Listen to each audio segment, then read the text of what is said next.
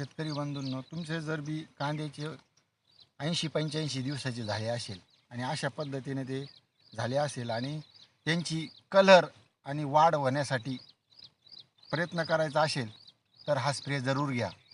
त्यामध्ये आम्ही 0050 हे जे 0050 आहे याच्यामध्ये जे पोटॅशियम आहे हे 50% आणि सल्फर आहे हे 17.5%. म्हणजे त्याला शेवटच्या याच्यामध्ये त्याची चव आणि वजन पण भरपूर वाढणार. पण जेव्हा हे कधी मारायचं, जेव्हा 80 ते 85 दिवसाचे रांगडा कांदा झाले असेल, उन्हाळा कांदा नाही आपला, हा लाल कांदा आहे आणि याचं वजन वाढवायचं असेल तर 0050 आणि त्यामध्ये आपण बोरॉन घेऊ शकतो. बोरॉन हे 20% असतं. डायसोडियम ॲक्टाबोरेट म्हणून सनी हे बोरॉन आहे. हे बोरॉन दिसतंय.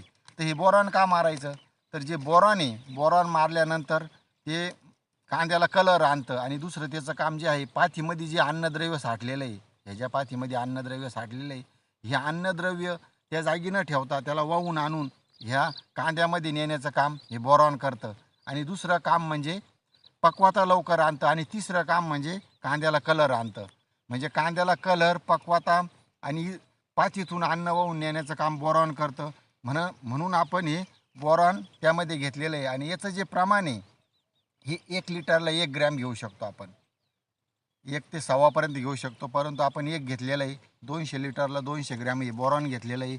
आणि ते 0050 आहे हे आपण 1 लिटरला 3 ते 5 ग्रॅमपर्यंत घेऊ शकतो.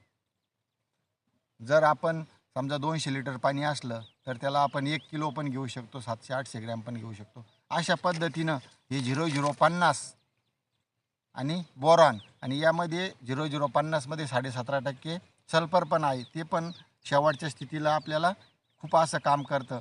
म्हणजे मुळ्यात बुरशी येऊ देत नाही, कांदे खराब होत नाही आणि त्याच्यातली चव पण वाढवतं. म्हणजे अशी तिन्ही प्रकारचं कॉम्बिनेशन एकदम शेवटच्या स्टेजला जरी मारलं तर अशा पद्धतीने आम्ही काल परवाचे मारलेलं आहे. या स्टेजला आमचा आता 85 दिवसाचा कांदा आहे आणि त्याची आता वाढ, कलर आणि फुगवण ही अशी जबरदस्त होणार. आणि मित्रांनो, तुम्ही म्हणाल का मग कल्टार आणि टाबोली का मारलं नाही, तर जे आमचे जी पात आहे ही पात अवास्तव वाढलेली असेल, म्हणजे खूप अशी पात वाढलेली असेल तर आपण कल्टार घेऊ शकतो. ज्यामध्ये पॅक्लाब्युट्राझोल जे असतं तो घटक ते काय करतं, ते हार्मोनवर काम करतं आणि खूप अशी पातीची वाढ होते. मग ती पातीची मधली वाढ ते हार्मोन थांबून सनी आणि खाली उतरवतं. पण आपलं ऑलरेडी असं झालेलं आहे का पात ही तुम्हाला जादा अशी खूप अशी वाढलेली दिसणार नाही. थोडी पातीचं जे एकदम म्हणजे लिमिटमध्ये वाढलेली आहे.